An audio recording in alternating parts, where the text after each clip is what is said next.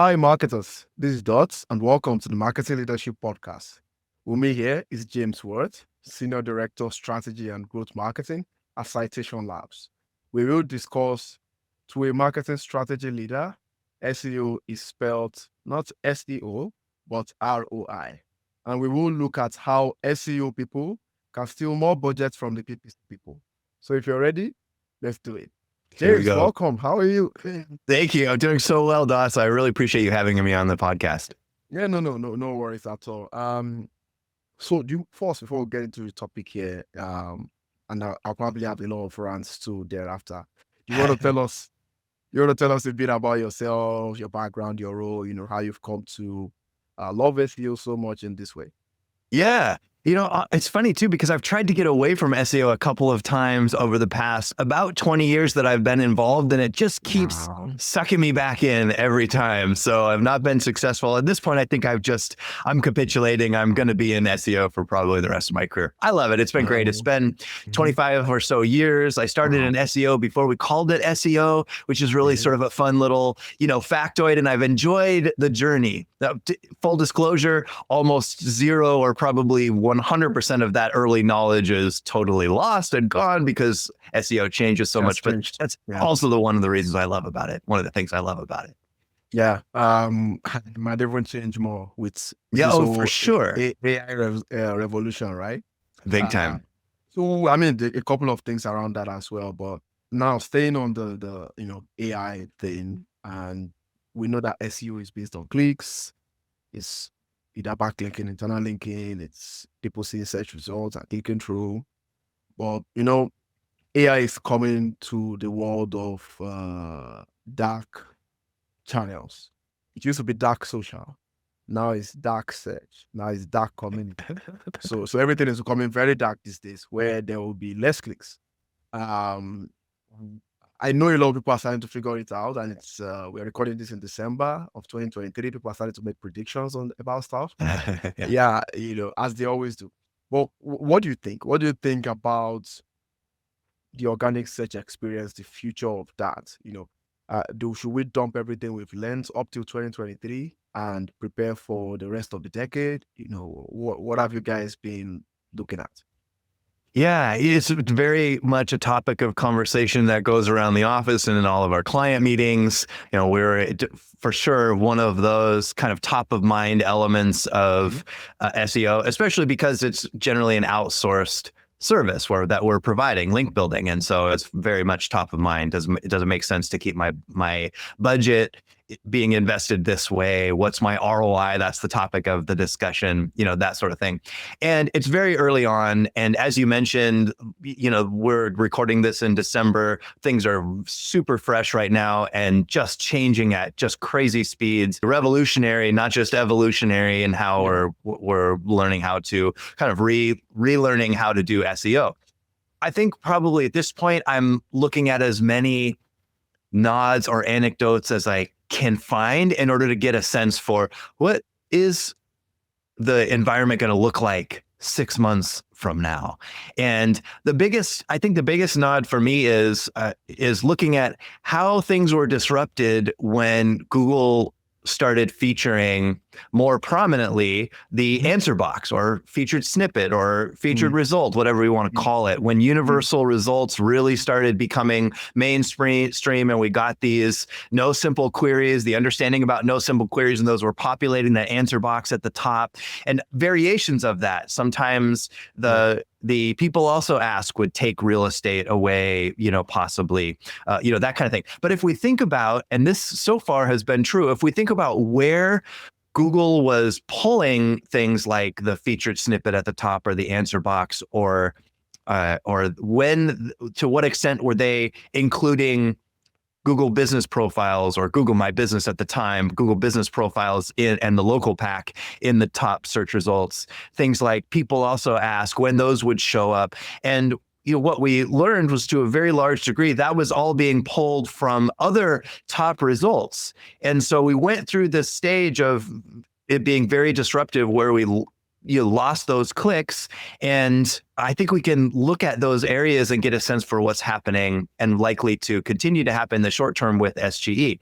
Number one, it's opt-in. And so I think the analysis that's being done now might be a little bit, I wouldn't say biased, but it might lean toward early adopters and not necessarily the mass market that we rely on for actually getting clicks from organic search. And so from that perspective, I think jury is still out a little bit, but we can look at some of these other elements and look at their progression to the level of visibility that they're at now. Things like that feature snippet at the top of the page, which that seems to be the thing that's most disrupted so far by Search Generative Experiences. We're not seeing as many of those answered, the results or the answer to our question or our query, depending on what our search was. If it falls into that no simple category and it's a really simple answer, those are something that is those are being cannibalized by Search Generative Experience, sort of thing as well. But another really big takeaway is, I know I'm being really long-winded with my answer here, but another big takeaway is,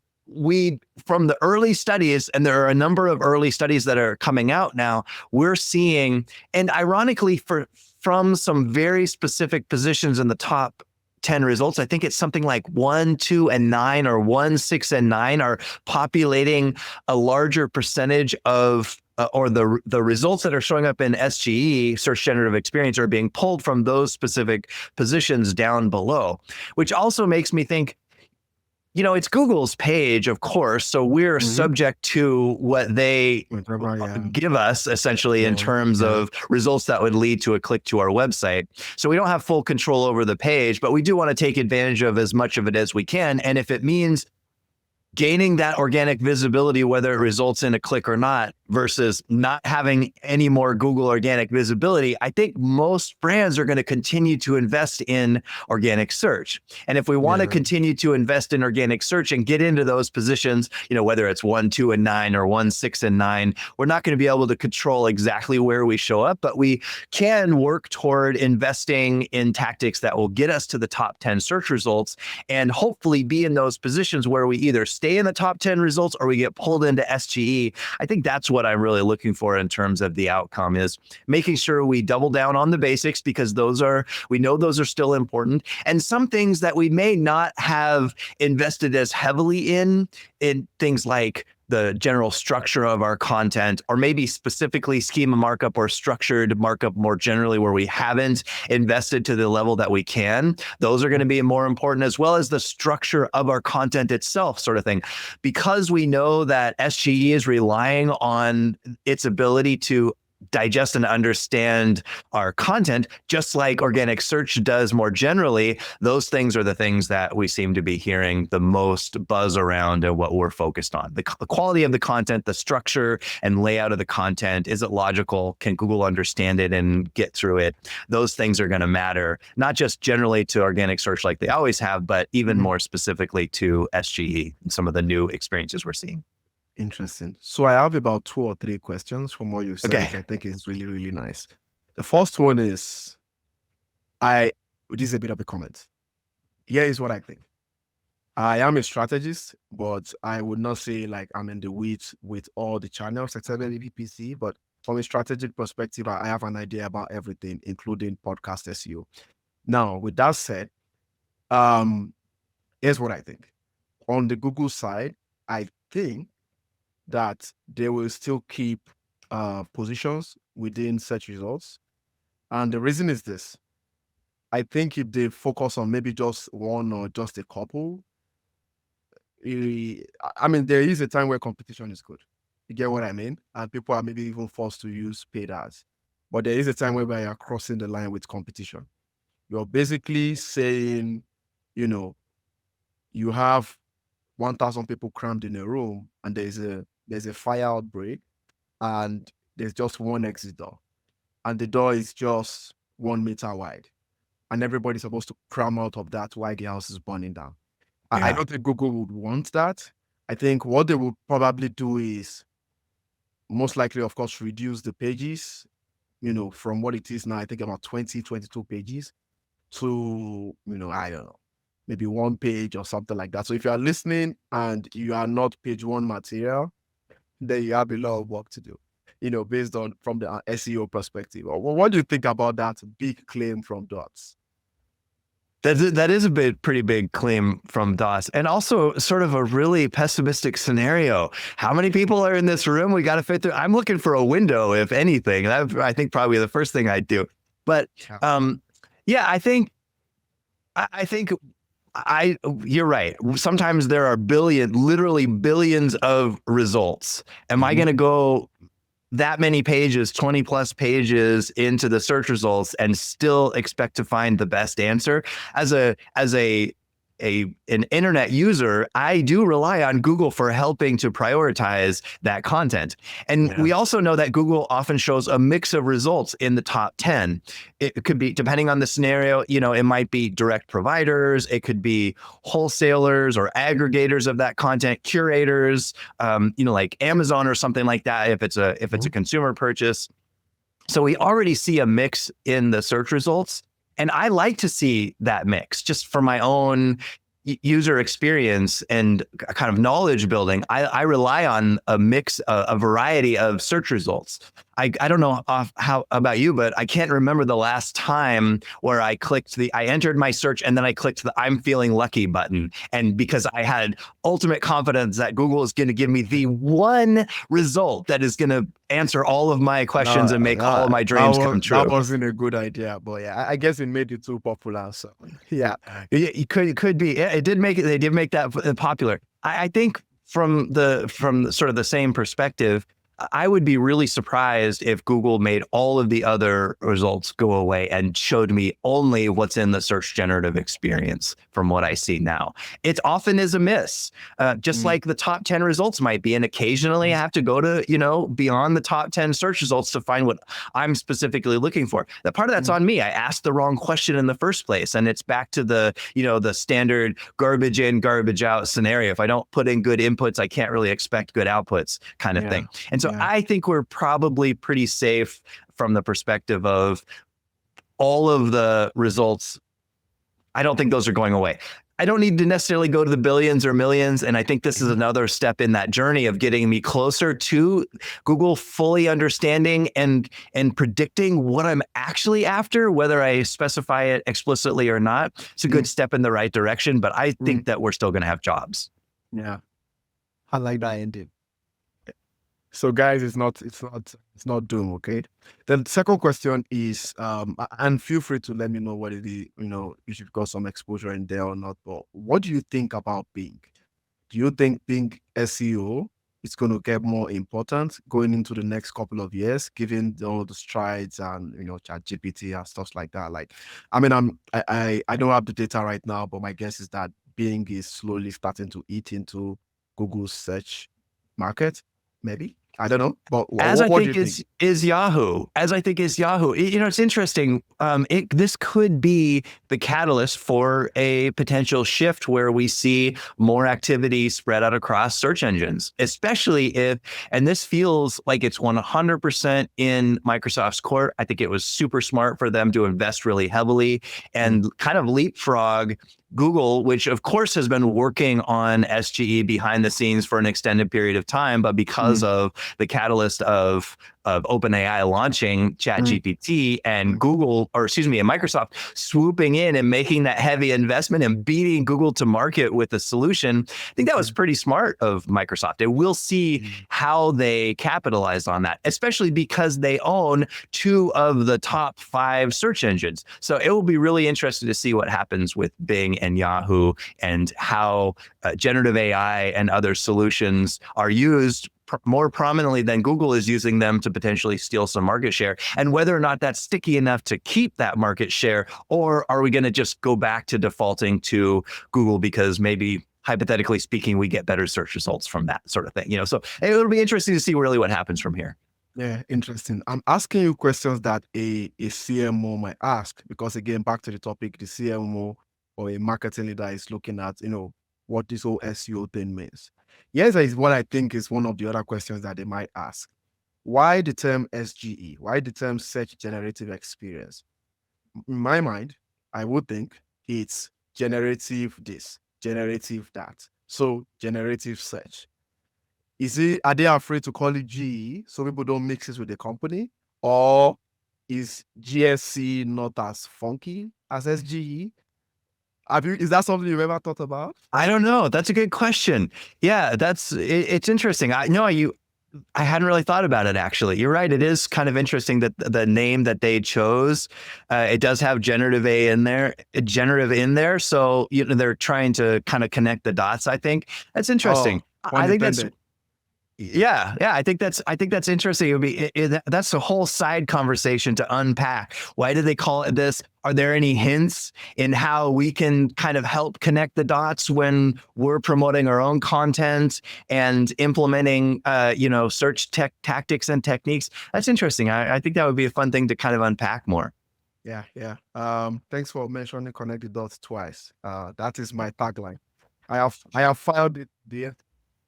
There are not as many. There are not such great opportunities for me to use that analogy and have the double meaning. So got to take advantage of it when I can. Yeah. You mentioned something else in your response. Keeping content structured. That's kind of like covering the basis, if I would say. And I believe so, especially again from the perspective of the marketing leader who is looking to, gain the best from SEO as much as they can. And from my own applications, I work in podcasting. We do a bit of content stuff. There's an idea floating around about going back to hub content.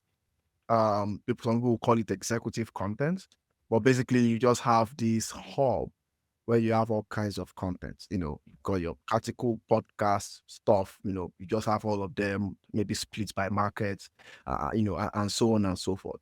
And this could be for D2C as well. To get me wrong, I think Coca-Cola has something similar, and maybe of course Red Bull, the big media company selling energy drinks.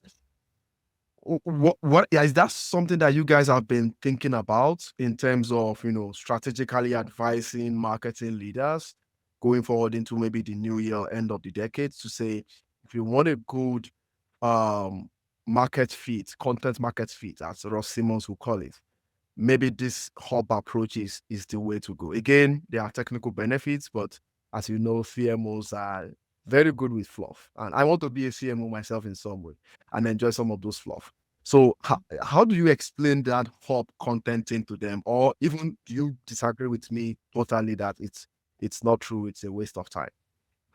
I don't disagree with you. I think if we can approach our content in a structured fashion, including the generation of that content, how we're thinking strategically about approaching a particular topic, I think I like the idea of the concept of a hub. I think sometimes it gets focused on a little bit too much. And, there's function to having that kind of structure. The content itself, though, is more critical element. And in terms of my understanding, the first time I heard about hub content was actually from Google related to YouTube.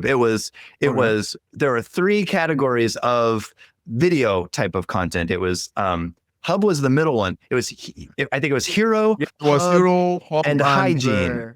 Is that right? Hygiene. Yes, that's right. And so we had somebody we had David Bain on the podcast who has a LinkedIn course about that. Oh, great. Perfect. Yeah. So I love the concept, and I love that it's been borrowed from video content and applied in other ways. The thing that I think gets a little bit lost is one of the benefits of having this hero, hub, hygiene kind of structure or hierarchical relationship was we could treat different pieces of content differently, sort of thing. Somehow the hero kind of got separated out, that we have the hub concept, and we lost the hygiene concept altogether. So I do like the concept, but there was value in the relationship between the different content types. And so I hope we start paying attention to that a little bit more. In other circles, sometimes it's called hub and spoke content sort of thing as well. A little bit of a different use case, but also another really good way to look at your content. Having an overall strategy around your content is super important. If the hub type content resonates with you, I think that's a great solution for that. I'm not particularly married to a particular one particular format or another, but I do think having some sort of overall guide to how you're structuring content makes a lot of sense. Yeah, I get what you mean there. But let's see if you are married to this next question. Okay. So that's good. It's technical SEO ideas, especially the ones that might make sense to marketing leaders. So let me give you an example of one that I've been studying. It's called, or I guess in our team, we call it the podcast backlinking campaign. So what happens is this. I am speaking to you as a guest as Dot Loves Marketing. Once this episode is done, I reach out to you to say, hey, James, happy to write a free, well thought out, article based on this episode, of course, reflecting your perspectives and perspective only. And how would you like that article once ready to be posted on your website? And you say yes. We give you the article. There's a back and forth. You post the article on your website. There are a couple of backlinks that goes to Dot Loves Marketing. That is one way. That is one that I think, if structured properly, enterprises might love. But that's just one of a million ways you could create backlinks, for example, or you could, grow SEO. What are some of from your work with clients, what are some of your, best work so far in terms of the strategies that have worked or strategies that might stand the test of time? Yeah, I think that's great. I would almost, I don't want to split hairs with you, Dots, and it's your podcast, so put me on my place, please. But I almost feel like that feels a little bit more like a tactic to me. And I know I'm being really semantic here. Yeah. But I would think from a strategic perspective, leveraging our content, which that's a great example of how we can leverage content. We're investing in marketing material. In the case that you're mentioning, a podcast, why wouldn't we leverage that every way possible? I think that is a key element and something that can be worked into SEO strategies more comprehensively that would resonate with CMOs.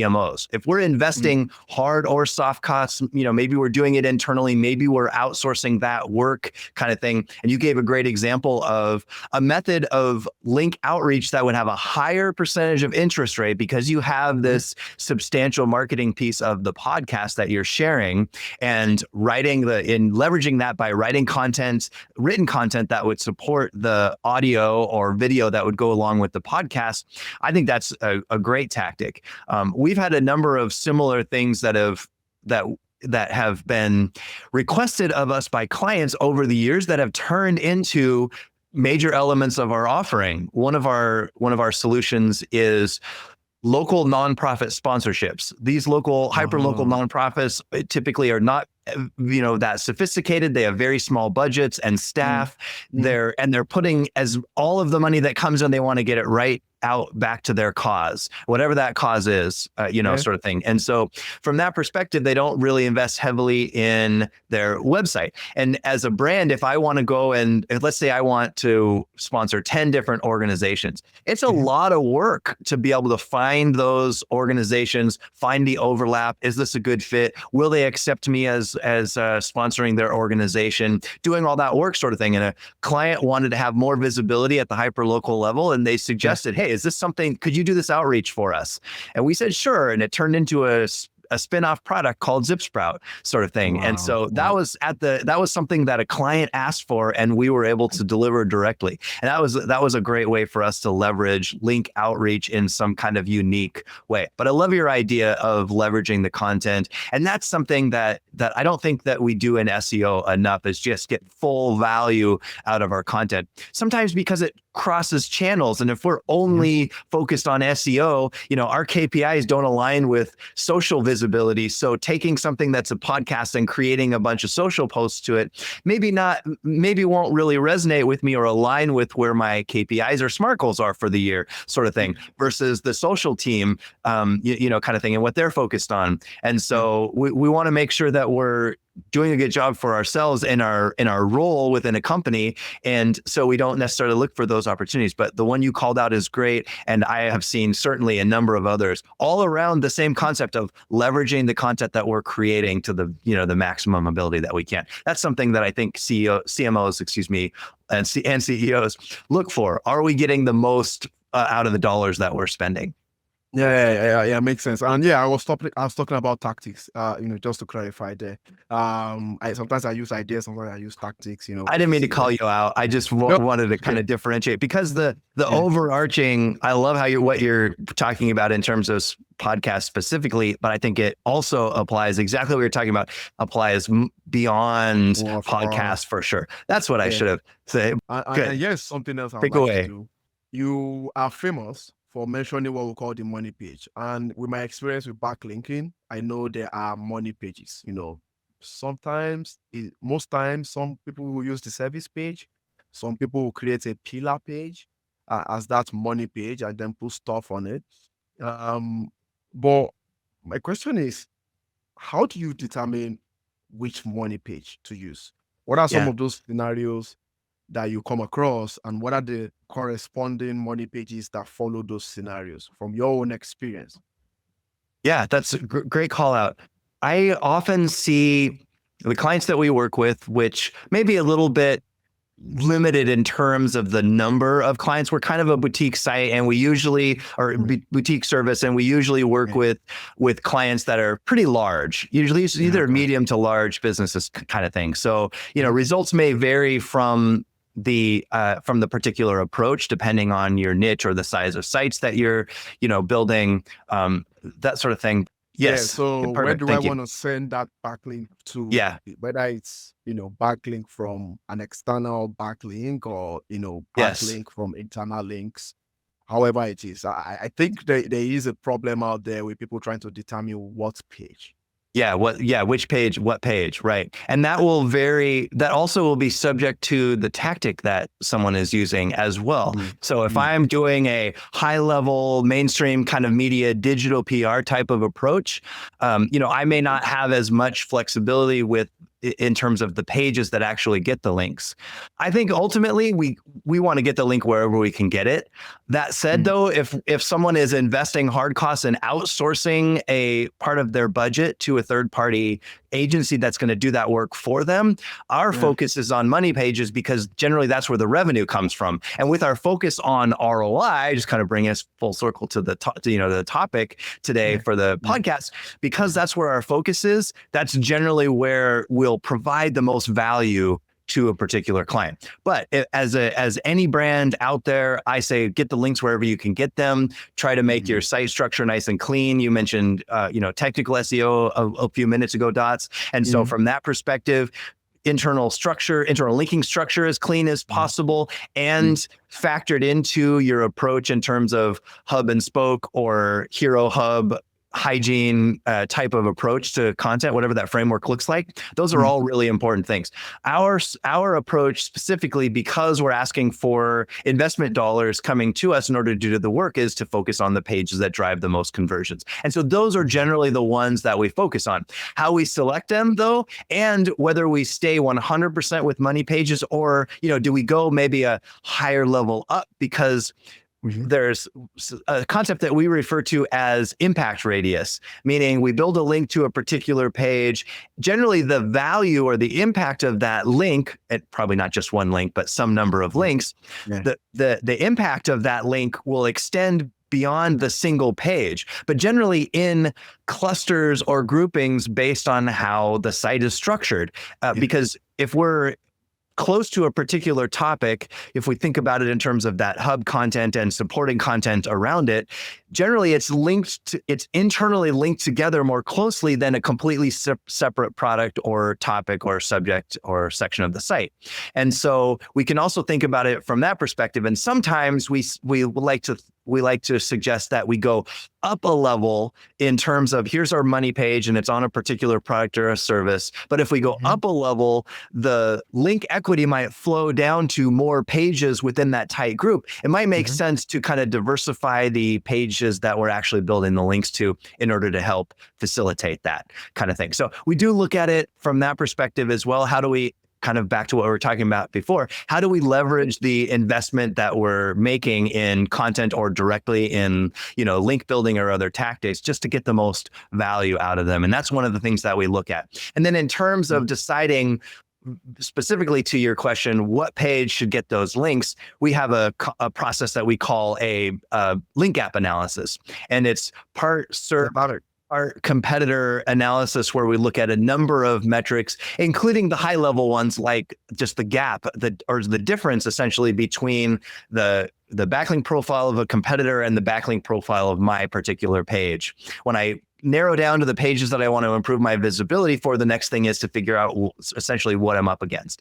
And so that process, that link gap analysis process, helps us define that. We look at the level of competition with some that's just very quantitative values that we can do a comparative analysis against. Others are a little more qualitative in terms of we're looking at content, how our content aligns, whether it meets the needs of the query, some of the things that we're asking anyway. We also look at that in terms of compared to the competition, how are we doing from that perspective?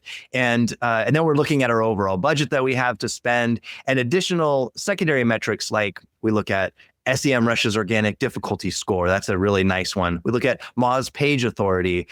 We look at Moz spam score to get a sense for whether our backlink profile aligns, is nice and clean compared to the competitors, and are there opportunities to improve that?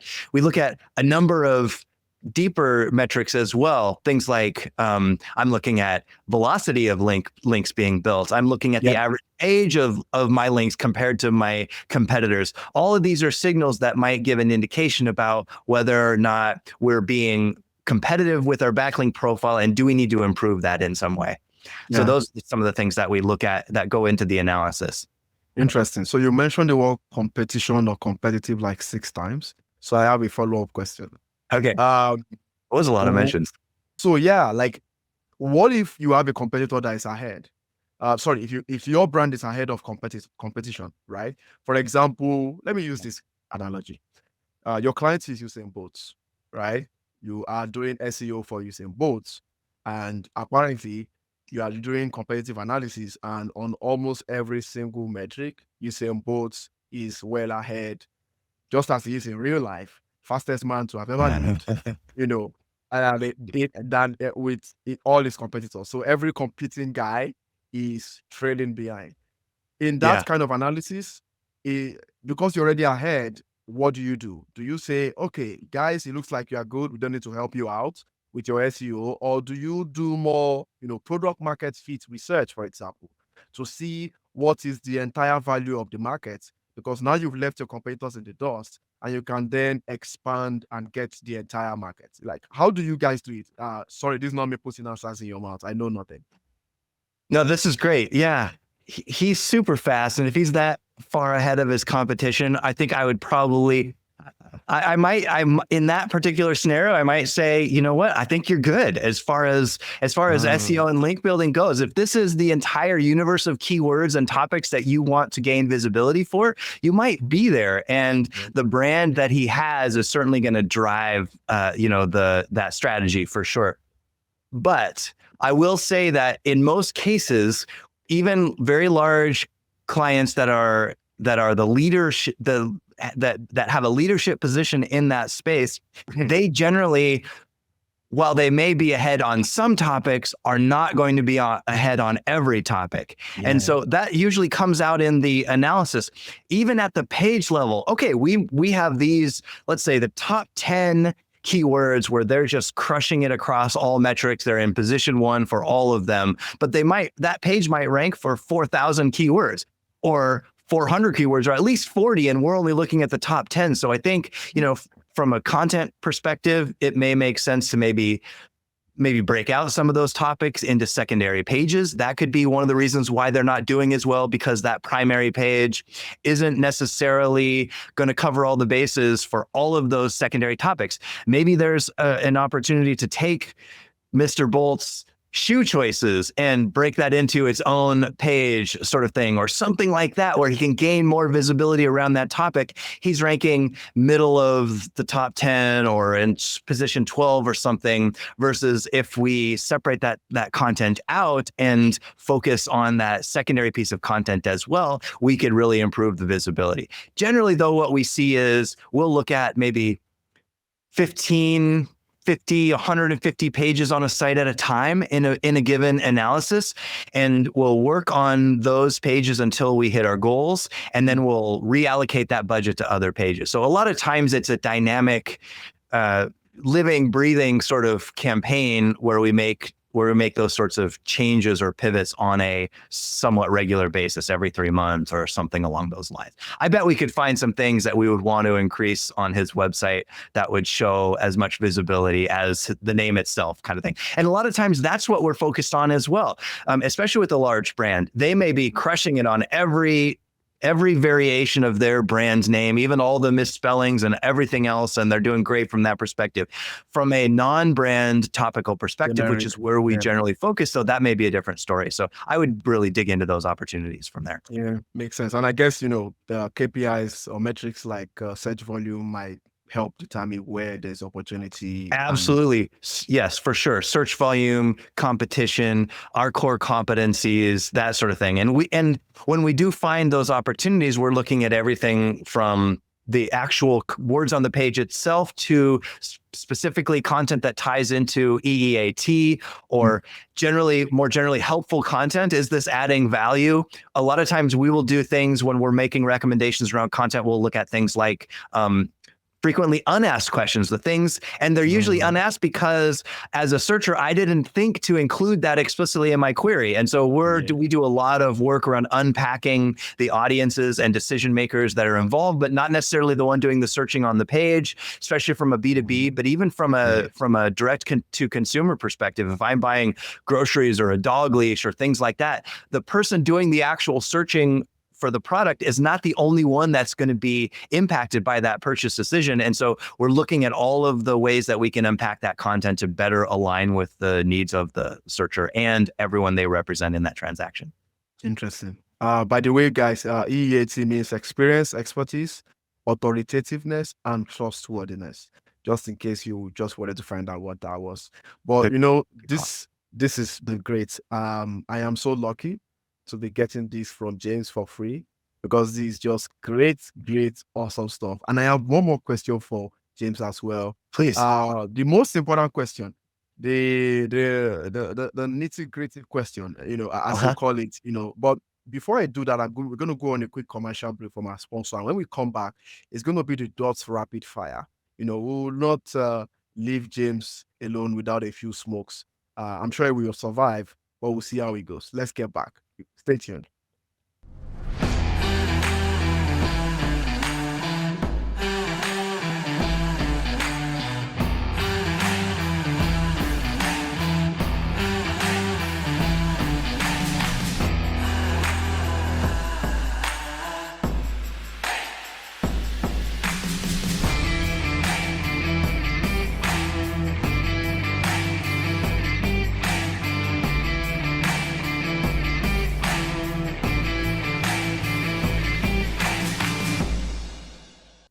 Welcome back, guys. So like I said, it's 3 questions. James, you answered the truth and nothing but the truth. So help you God. Are you ready? I accept. Okay, good. So number 1, what is your best marketing metric? And I don't want to hear sales or revenue, because I know we are discussing ROI. You want me to skip ROI? That's an easy one. If it's ROI, I will accept that. But I will not. Oh, for sure, it's ROI. Yes, for sure, it's ROI. It's ROI. It's a little bit self-serving in terms of full disclosure. I did tell you I give you the whole truth, because our budget is getting approved by that CMO. We want them to keep investing, and so we've developed an impact reporting suite around showing the value, showing the impact of our campaigns what they're actually driving. We've done it time series against a control. We've really tried to do our impact reporting the right way, like sort of like an A/B testing style format, which really helps from that perspective. And so, and we're bringing that right back to ROI. What are you getting out of the investment that you're making in link building, sort of thing? That's a key element. And I would say ROI. I would probably say impact generally. It's not always about ROI. Most often it is, but it's not always. If you're in full growth mode, if it's really just about gaining visibility and exposure from the brand, may not be thinking about what literal, technical, financial return on investment you're getting. And so I would say generally the impact that we're having is our best KPI or indicator. And specifically as a subset of that, ROI is still number one. Interesting. So this is not a rapid fire question. We'll get back to rapid fire. But again, I enjoy you, James. So I will consider myself a QBR guru. Guys, if you're listening, QBR is quarterly business review or quarterly business reports. I probably do 100 a year or more, in terms of those decks. So I'm intrigued by your impact reports. What's the frequency? I think that's the exact question I'm looking for. Mostly monthly. But to your point, we have a number of clients who are more on a QBR schedule, and so we often focus on them at the quarter level as well. But generally, we send them to our clients on a monthly basis. Interesting. Yeah. Okay. Good. That makes sense. Second question: how long do you use social media every day? Not very much, actually. I think you probably use social media way more than me. I'm on it mostly as an observer. I don't promote my own social media posts as much as I probably should. I do some leveraging for our company, but Citation Labs has relied really heavily on the reputation of our founder, Garrett French. It's the second edition of the Ultimate Guide to Link Building that he co-wrote with the late Eric Ward, and so we rely on that really heavily for our marketing, but I should be on social media more than I am. I'm mostly just sort of a silent observer, and I love looking at data studies and case studies and things like that are being put out. Yeah, it makes sense. I know Brian will not like this, but I am interested in getting Garrett French over. So I will be grateful if you've got access and if you get me an intro. That would be awesome. Of course. Okay, good. Well, you're right. I maybe 1.5 hours is the top in terms of my purposeful LinkedIn or X stuff. YouTube is every day, every hour, every day. That's because I don't take any like drinks or anything like that, Lipton, coffee, black tea, whatever. I just go into the music mode. Sometimes it's documentaries and so on. So and I listen in my sleep as well. That's great. So almost social media is almost your anti-drug, to use the old especially the educational ones or music in this case. But the actual social media, I just stopped using Instagram because it's just we don't want to get into that thing. But there's X and Twitter and X and LinkedIn that I use for Dots Loves Marketing and I tend to post so that makes sense. Me too, and I found you from there, so that's a positive. So your visibility on those platforms is paying off. It is, I must say. I will not lie, but I don't push it. Trust me. I think it's all about adding value. So yeah, absolutely, 100%. Yep. The last one is very fluffy, but we get a couple of interesting responses. Your favorite marketing quote. Do you want to tell me what that is? I would say, okay, so I don't have the source of this, and I kind of hesitate to say it because I really would like to cite who originally said this, but I can't find it, and I've tried for years. But one of my favorite marketing quotes is, "There are no," and I've heard this vary over time, kind of thing. There are no boring products. There are only boring marketers. That's one that I've just relied on throughout my career. If I'm really feeling like, I don't know how to position this. Dang, what do I really say about this that I haven't already said? Wait, I have to write how many words of a blog article that my boss is telling me I need to write in order to promote this? I just don't know how to do it, kind of thing. as incentive and motivation for me, I often remember that quote: "There are no boring products. There are only boring marketers." James, Yeah. are you going to be a boring marketer, or are you going to just buckle down and do your job and find the value and present it in a unique way and yeah, do your job? I like that. There is, I cannot remember now. There is another like boring quote, but it's not in this context. But I agree with you. We had the CMO of Continental, the tire maker, on the podcast, and we really talked about how to sell a boring product, which is tires. That's great. So that sort of makes a lot of sense. Okay, here is the moment of truth. The question we've all been waiting for, and I deliberately put it here so that everybody can wait till the end and I can read 100% consumption rate on my analytics for this episode. So, ROI, attribution, especially attribution. You have mentioned looking at intangible attribution, tangible attribution. I'm happy to have you speak on both ends of the line, but how do you guys do it? What is that thing that you measure? What is that thing that shows to marketing leaders that SEO is actually ROI? What is that thing that says, yes, I know all these PPC guys, they come with you with all this fluff, but they're not adding value. Give us some of their budgets. What exactly it is that you tell them so that our listeners can go from here and start using it for their lives or their careers? Yeah. Well, I will tell you, Dots, I might try a little bit of a softer approach instead of going to the CMO and saying, your paid search is all fluff, give me their budget. But to your point, it is a challenge, and it's not only a challenge from the perspective of a third party, because that makes it extra challenging. And at the level of clients that we often have, generally we're not getting access to analytics or Google Search Console. We have to rely on third party data in order to show impact, kind of thing. Occasionally we get it, but generally it's a really big lift internally to get access to those platforms. And so we are relying on third party data. And that helps simplify it from our perspective. And what further helps simplify it in terms of the tactics that we use and our approach to link building being, as you mentioned, on those money pages, our core landing pages that have higher conversions as opposed to a blog post or an informational page.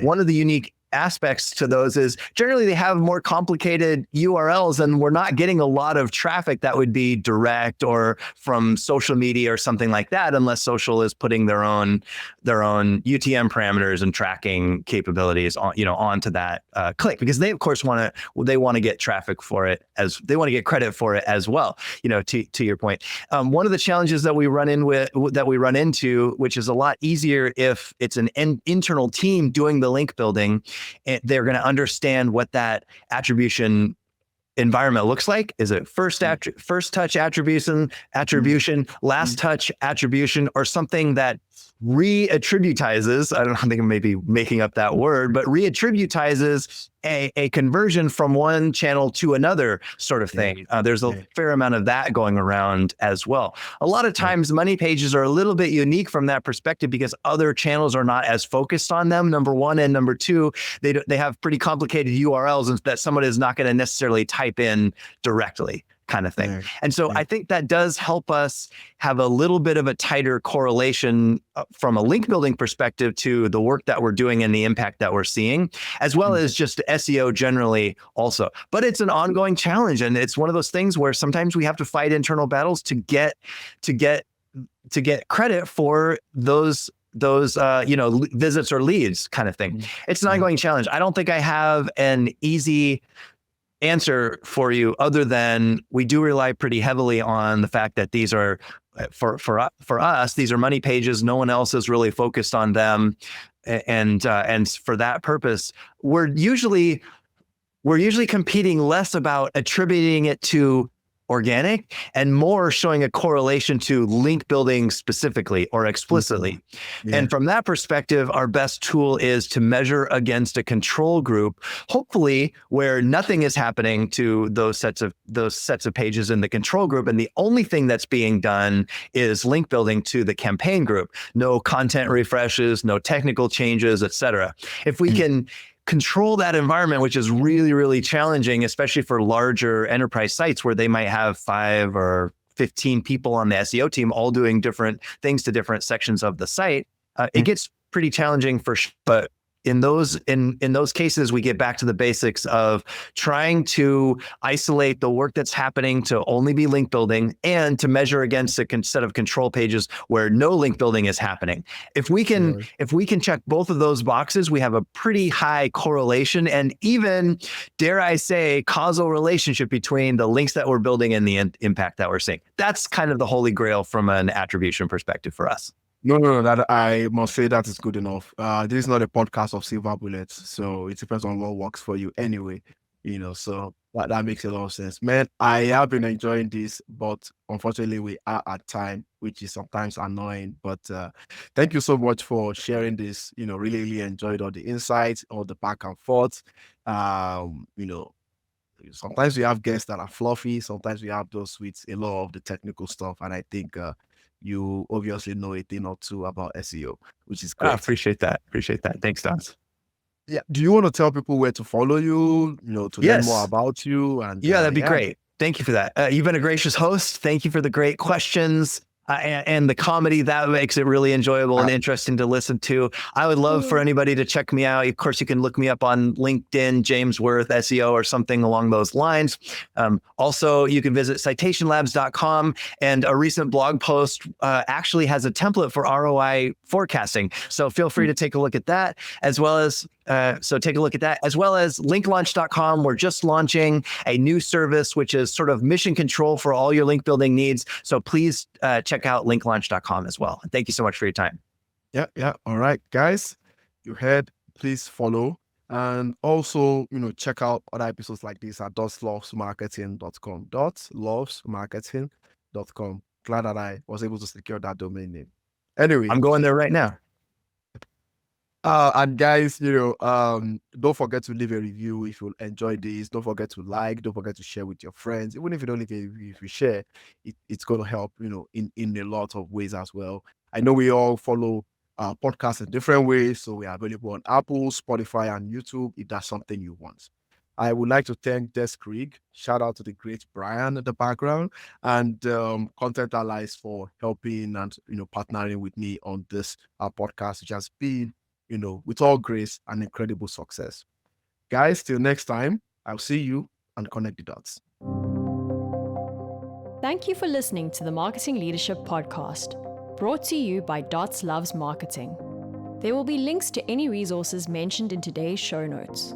If you enjoyed this episode, please leave a 5-star review and be sure to subscribe so you never miss an episode.